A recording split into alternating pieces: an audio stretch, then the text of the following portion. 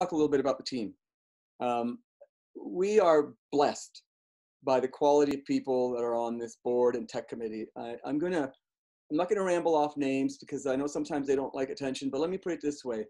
You've got retired politicians, an incredible lawyer, you have an incredible engineer, you have scientists on the tech committee, you have a CPA, there's a doctor, there's a crazy business guy like me that's on the board. You know, so you've got a lot of people with a lot of business experience and skill sets that are fighting for you and pushing forward. So we're all very dedicated to this. But in the last 10 days, had we needed to go to the outside and get experts to help us, it probably would have cost us $50,000 to $60,000 to get all of this done. I can't tell you the rates that lawyers make. See, don't hurt me for this. I'm not even going to say a range. It's pretty high. You know, so when you add in, 40 hours worth of work from a lawyer and an engineer at a lower rate, but still 40 hours a week there to put stuff like this together, plus an advisor from our lawyer who's a legal advisor to us.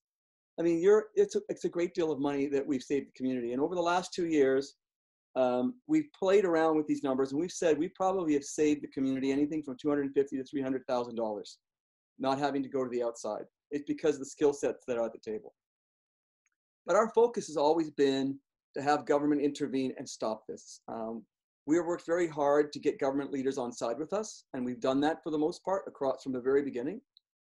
And it's been part of our mission. Now, our mission has been accomplished in terms of getting everyone on side and getting someone opposed, and as the Premier mentioned with Parm Gill back in July 29th, that they'll do whatever they can to stop it. And speaking of which, Megan, can you play that for me? I'm not in favor of that. I believe in governing for the people, and when the people don't want something, you don't do it. Very, very simple. Parm's been in my office every second day. I've had every minister, and Minister of Environment, Minister of Natural Resources, Parm, and we're putting together a good plan moving forward. But I'll tell you, if I'm just not in favor of it, and I'll pass it over to Parm.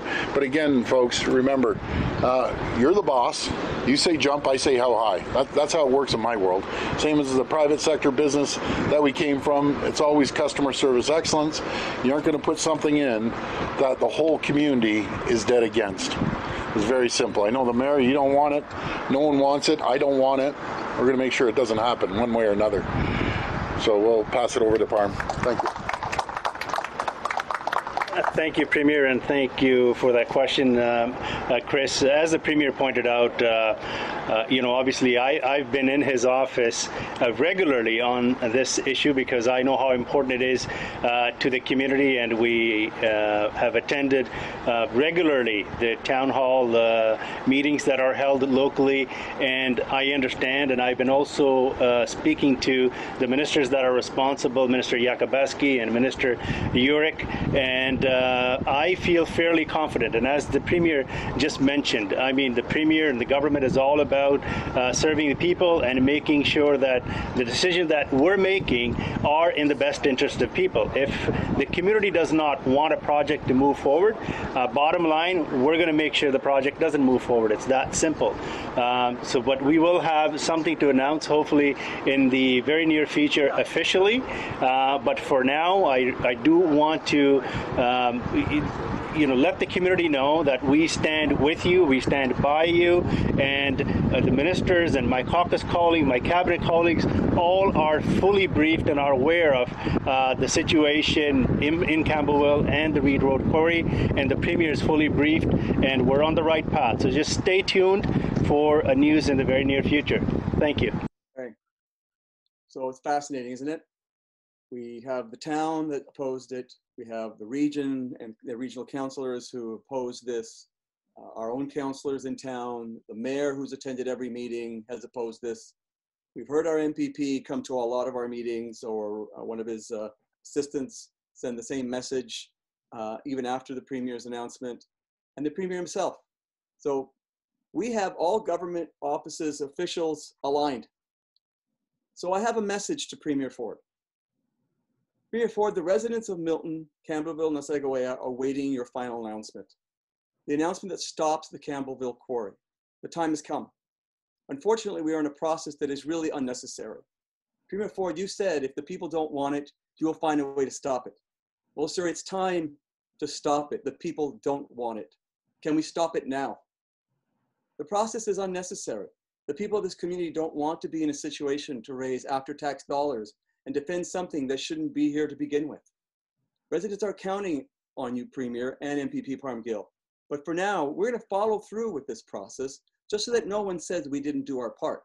Just so that no one says that this is no longer an issue for residents. It is an issue for residents, but residents are distracted by a virus.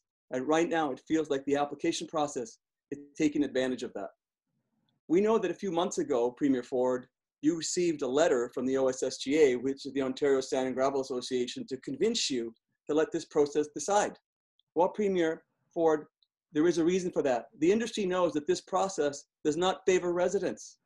Every step of the process, from figuring out timelines, how to respond, when to respond, where to respond, and how to plan to defend at an LPAT, this is not an equally fair process. Premier Ford, I believe you're someone who likes coming through on promises. We are waiting for that call, that email, or media release that says this is over. Residents don't want to be drawn into an LPAT or have to raise money. Premier, your promise in July is that arguably had made many believe that their concerns have been resolved. But the process we are in still goes on. Premier Ford, Parham Gill, we are awaiting your final decision, the fruition of your promises to stop this. Ladies and gentlemen, this is the moment of truth. Your voices, your letters, your emails are more powerful than this quarry application or process in itself. Every government official we've engaged is now opposed to this. So what's the holdup? Let's just shut this down once and for all.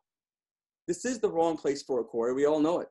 The aggregate industry likes to refer to us as NIMBYists. We are not. We are human beings. We're Ontario residents, taxpayers, and voters. We have rights and the right to live free of risks that currently do not exist. I repeat, they do not exist.